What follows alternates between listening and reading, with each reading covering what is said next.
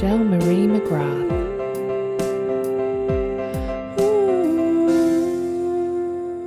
Welcome to Unclassified Woman. Today I'm speaking to Karen Wilmot, the Virtual Midwife. Karen is a midwife who's assisted over 500 women to give birth and yet has never been pregnant or given birth herself. She stepped away from her career twice when her yearning for a baby of her own outweighed the joy and happiness of being present to witness another birth. She also went through a period of feeling like a fraud as she held women through something she had not personally experienced. Now at the age of 47, Karen has found peace and a deep sense of purpose in her work. She recognises that not having children has actually been her greatest teacher, and is the driving force behind her work with both pregnant women and women who have lost or never had a baby. And you can find out more about Karen's beautiful work at expatsexpecting.com. Enjoy. So I'm delighted to be speaking to you today, Karen. Thank you for having me. No, you're so welcome. And so, Karen, just to kick off the conversation, would you mind sharing with us a little bit about whether you've not had a child due to personal choice or through circumstances? I think for me, I would probably say that it's a little bit of both, but probably more circumstance because I never not wanted to have children. I always thought that I would and always expected that I would. In fact, as a child, if you asked me what I wanted to be when I grew up, I would say a mummy. And I used to say that I was going to have 100 babies. So it was something that I just expected would happen. But at the same time, my circumstances changed, I think, when my mom died when I was 10. And life kind of went in a different direction because my dad remarried twice. And I think I lost the sense of family. And so I left home when I was 17 and went on a bit of a rebellious streak. Yeah. And I think that changed things for me a little bit because rather than sort of falling in love and settling down, I was kind of on this crazy rebellious trip, which I was always torn about because I did have a serious relationship in my early 20s and actually did think that would be the one where I would sort of, the man I would marry and have children. And when it ended, I did the same thing again and I went traveling. And I have always been a bit of a traveler and an adventurer. So to cut a long story short, after that relationship ended, I have literally spent the last 20, 25 years traveling. And as the years passed, getting into my 30s and then mid-30s, I was mindful of the fact that the window of opportunity was closing. And I'd had 2 other serious relationships in that time. But, I wanted everything and I wanted the family. I wanted the children. I didn't want to be a single mother. So even in my late 30s, when I thought, okay, right, this is it, I did IVF and that didn't work. But I was torn about that decision too, because then I was compromising on my dream of having the family, which was what I really wanted. So I knew I'd be the mother, but it would be a single mother. And I knew that would be very difficult, knowing the kind of person that I am and that I'm a traveler and an adventurer. So when that didn't work, it was a big thing for me. And then I did have a subsequent relationship, but that ended. And then after that, I think I knew, okay, that's it, and it's time to change direction. Yeah, and I think it's quite a common story in that often when you've got that window of time where it may be possible, you either may not be in a suitable relationship or, where that's kind of going to be a definite outcome, or you may not be in a relationship, so, and it sounds as though, that those values of freedom and adventure, that can sometimes be at odds with having a child. And especially, like you say, if you're considering embarking on that as a single parent, that's very challenging. Very challenging, yeah. And I think, as you say, it's exactly that. I was never in the right relationship and the circumstances were never right otherwise. Yeah. So And It was a combination of things. Yeah, and I think it usually is, isn't it? I'm finding through all of the women that I speak to, this doesn't seem to be a straightforward thing for anyone, really. It seems to be a combination of, many different factors, and it just goes to show that these stereotypes are not really valid. No, because time passes, and you're always expecting things to change. But then you get to 40 and things haven't changed, and you think, wow, well, I've only got a few years left to do this. And for me, I didn't want to spend the next few years after my 40th searching frantically for the perfect partner to have to fulfill that dream. Because then you're looking for the wrong reasons as well. Absolutely. Love is something that should happen spontaneously, and you both want the same thing, not sort of meeting knowing that, actually, I just really want to have a baby. Yeah. Because that's such a big thing in a relationship, and it's not really the way you should start it off. No, and the thing is, you may want to be with somebody for a while before you embarked on that, but like once you get to 40 and your early 40s, it's obviously women are very conscious that they've only got a certain window of time left. So it's difficult, isn't it? And so when you came to the conclusion then that, okay, this is not going to happen for me now, like in your early 40s, did you go through a grieving process of letting go of that as a possibility? Definitely. I went through 2 grieving processes, I would say, that were sort of very relevant and quite acute. And the first was when I ended the relationship that I was having, which was when I was 41.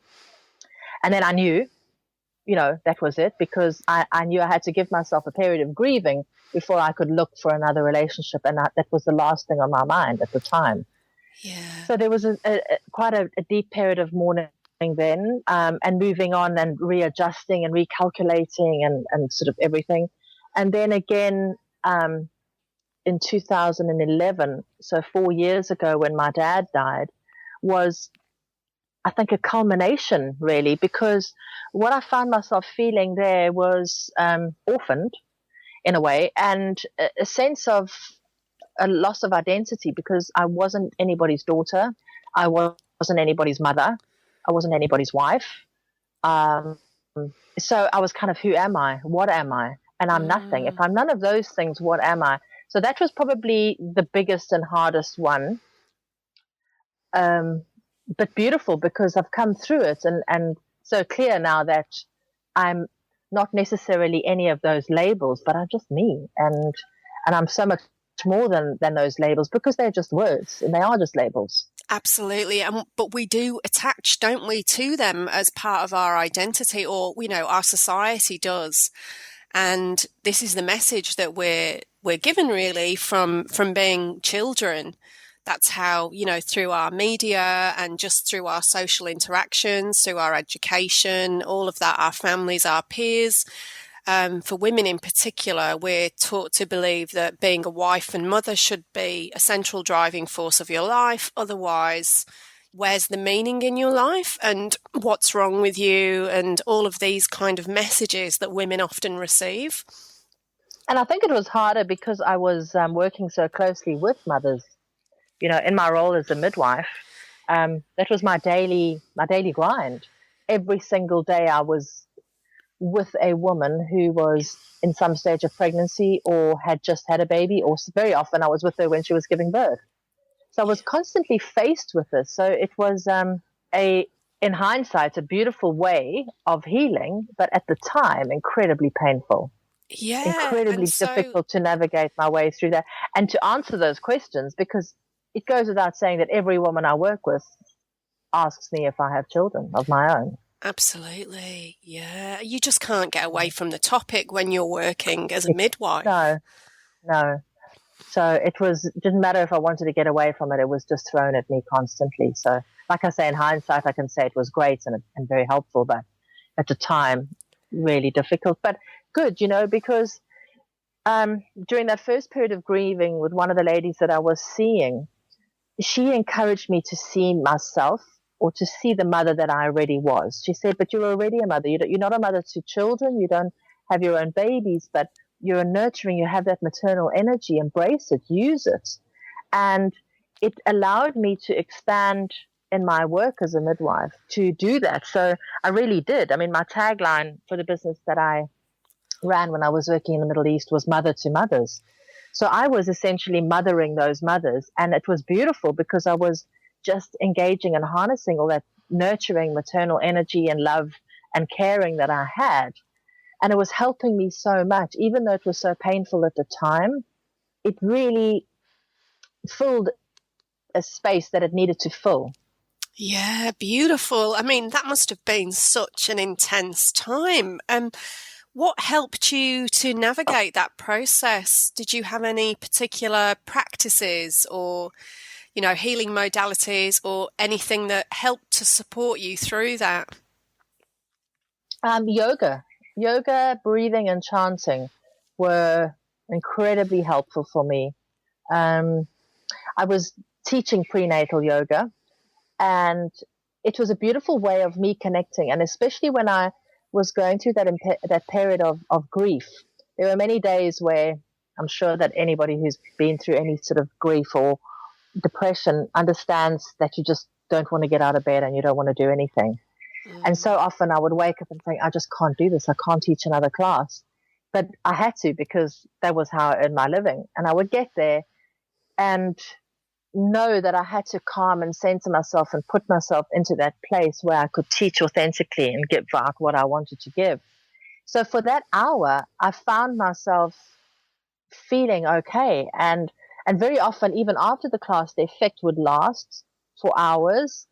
So it helped me to really connect. And I don't know if you've ever done any sort of just chanting the simple word Om.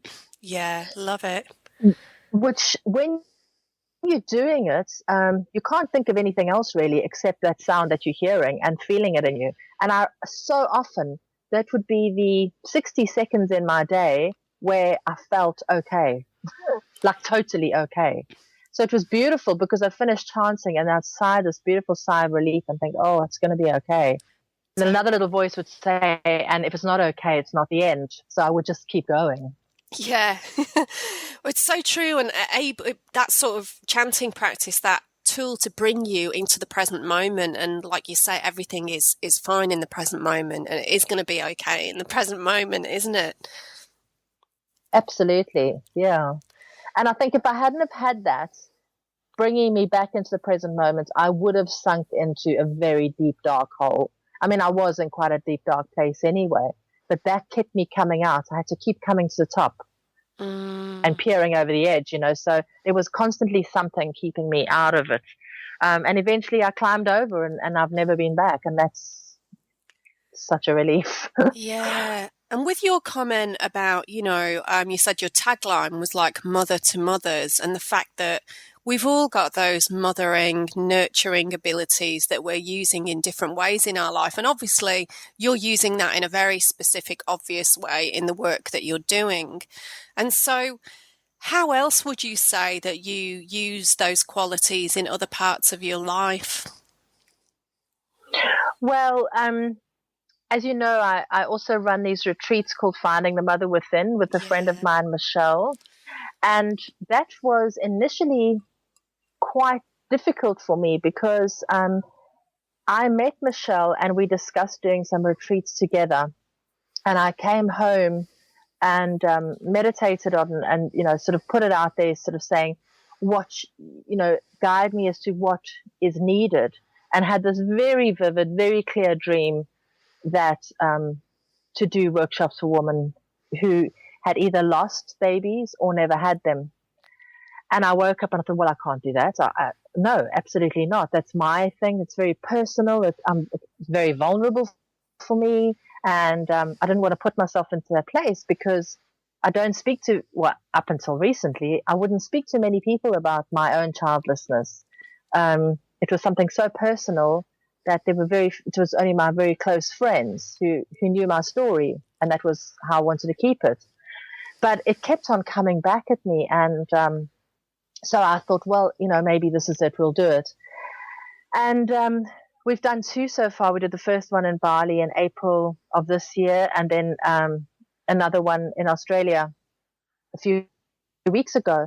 And at the second one in Australia, we ended it with a beautiful labyrinth walk, which, if you know, labyrinth work is all about symbolically letting go. Yeah. And it was very deep and moving for everybody involved.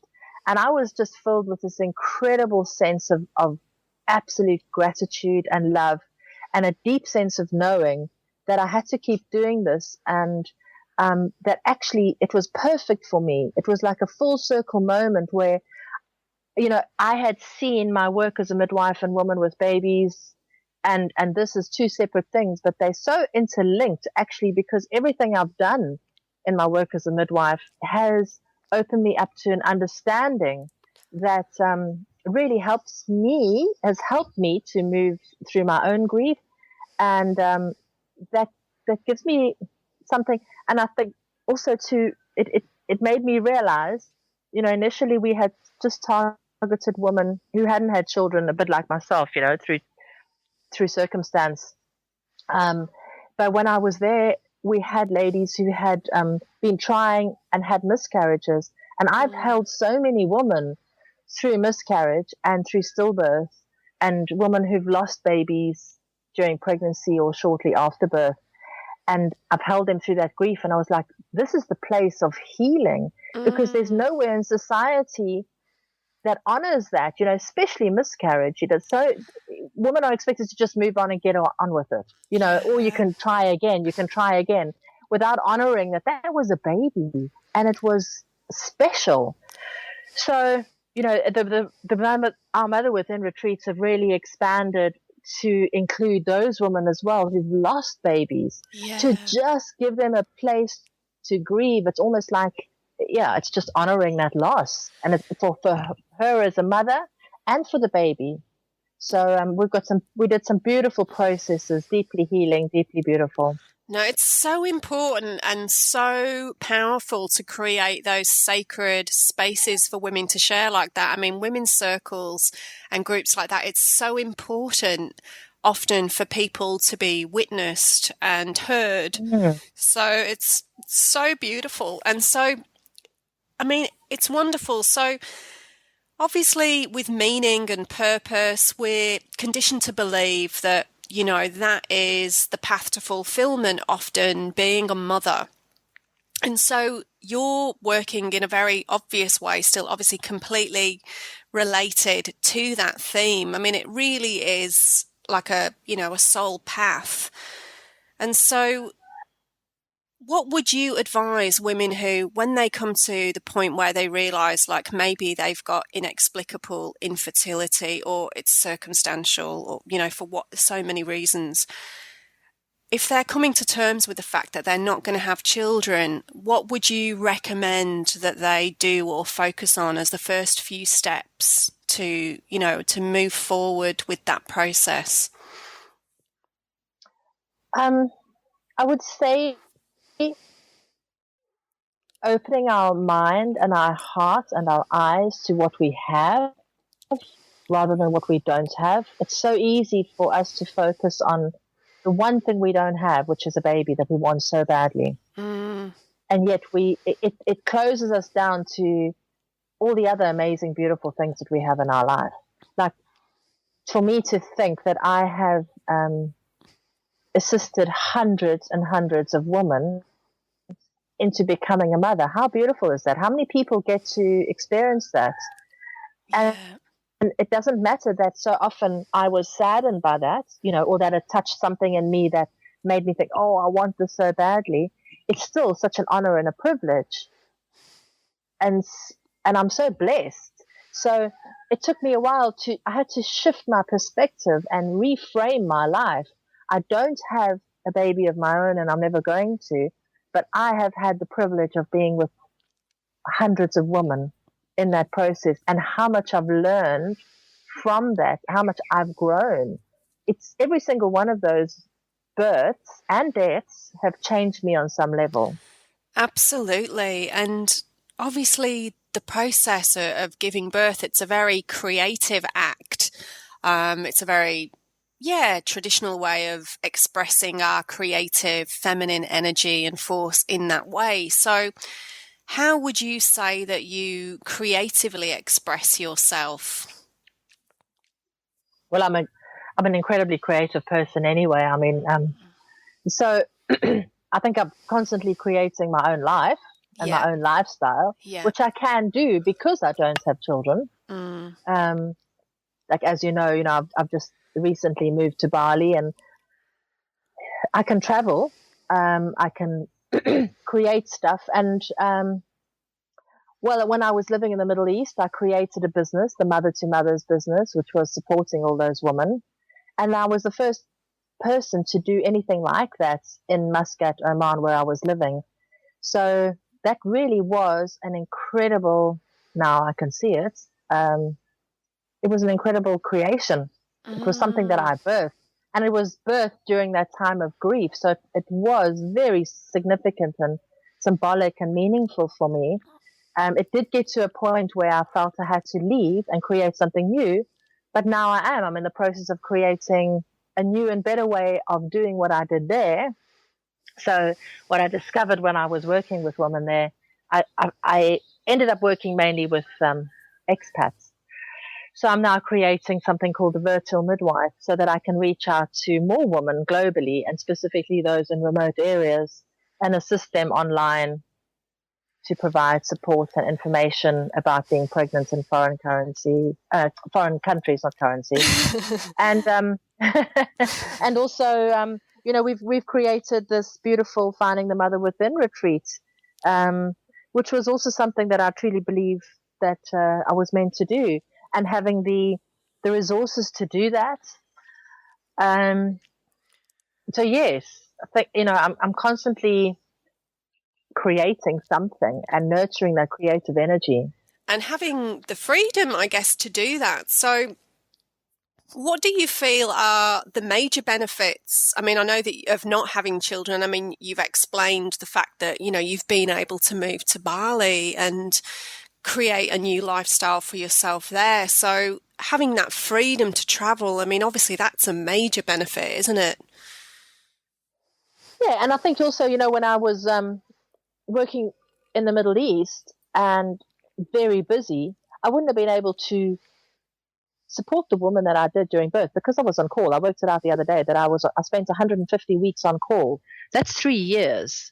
Wow. There's no way that I would have been able to be on call and running out at 2 or 3 in the morning to deliver babies and be with women when they're giving birth if I had a child of my own. Yeah, absolutely. So it's enabled me to be a lot more independent and impulsive and to follow through on the things that I want to do, because I'm the one who makes the decisions without having to consider anybody else, which of course has its disadvantages and its downsides, but I think I've made the most of it. Yeah, and there's just such freedom in that, which is amazing, really. And I love the fact that you say that, really every step of your path and journey has brought you to where you are at this point in really coming full circle. And you can see, can't you, that every life experience that we have is so valuable in being able to develop deeper levels of compassion with other people and to support other women in the way you are. You just have, I think when you've had those life experiences and you've gone through a grieving process like that, it really gives you a deeper level of empathy for others. Yes, and especially those who, it's so easy to get stuck in that vortex. If you can't, if you've been told that physically you are unable to have children, it can be so easy to just get into a downward spiral and only think about, I can't. And if you could just change the direction of that spiral to let it move you upwards and see, well, I can't do that, but what else can I do? Like, maybe that's not my purpose in life. There's something else. There's always something else. Yeah, and life just keeps moving on and unfolding. It doesn't stop, does it? I see it a bit like people who are in accidents and end up being paralyzed, possibly from the neck down. That's nobody ever wishes that on themselves or anybody else. But the amount of people who've turned that around and become incredibly inspirational and found other ways of doing things, or through inspiring other people, it's taking the circumstances that you have and just turning them around and saying, how can I best serve this and my life with what I've been given, with what's happened, even though it wasn't what I planned or expected or wanted. Yeah, absolutely. And there's real wisdom in that, isn't there? And so, speaking of people who then, can go on and become very inspirational, who are the women that inspire you, Karen? Oh, I'd have to say every woman I've worked with, because there's something so powerful about giving birth. And when you're with somebody in labor, you see them moving through in their mind that journey of, I want this, and then a little bit later, I don't think I can do it, and possibly a little bit later, I can't do this, and then at some stage, but I have to do this, and then they do it. It's like the ultimate surrender process. It is the ultimate surrender. In fact, somebody said that to me the other day. She said, that's why it's so difficult for modern women to give birth, because it's the first time they have to surrender to something bigger than themselves. Yeah. And I was like, wow, absolutely. It's so true, because labor and birth is about surrender. And I had to learn that lesson. But I learned it through sitting with so many women in birth. And then also, for those women who lost babies during pregnancy or birth or after birth, that's incredibly painful and deep. And I felt the pain of every woman that I held through that. So, and I think also women who I've learned so much from women who've had babies, who've been ill, and possibly even who have died from that illness, and what they have sacrificed for their children. It's just been incredible. Like I am so in awe of how incredible women are in their role as mothers. Yeah. So yeah, I've learned from mothers, and from women. They're just amazing. I love women. And so, no, it's so true. And so really it's about honoring, the power that we all have within us as women, and really respecting that each woman's path is unique to her, whether she's a mother or not, and really supporting each other in those life choices and circumstances that are often beyond our control. And so, how do you feel that we can all support each other more going forward? In really, closing any of that sort of the gap between mothers and non-mothers. I think just respecting each other. Yeah. It's so easy, and I hate to say it, but very often, even the mothers that I've worked with, once they've had a baby, because they have traveled that path into greatness, because they have, but it sometimes put them into what we kind of call the mummy club, and it separates them from us, and they feel separate. And I think that I felt that very acutely when I was working with them, but all of a sudden, I don't understand you anymore, even though I did. But so I think it's just respecting everybody's choices, and that we're all great in our own way. We don't have to travel that path into greatness. My path was different. I never gave birth to a baby, but I gave birth to other things, and I that journey that I've just said, I think I can do it. I want to do it. I don't think I can do it. I have to do it. I did it.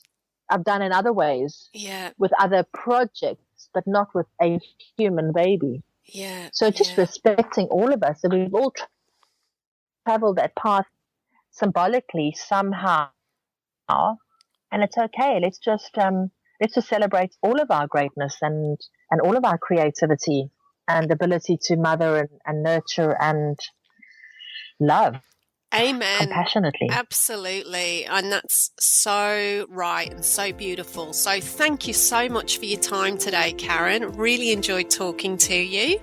Thank you so much for inviting me, and hope to meet you one day, and Yeah, absolutely. Maybe on one of the retreats in Hawaii. Lovely. Like I said, it's on my vision board, so it's out there. Absolutely gorgeous.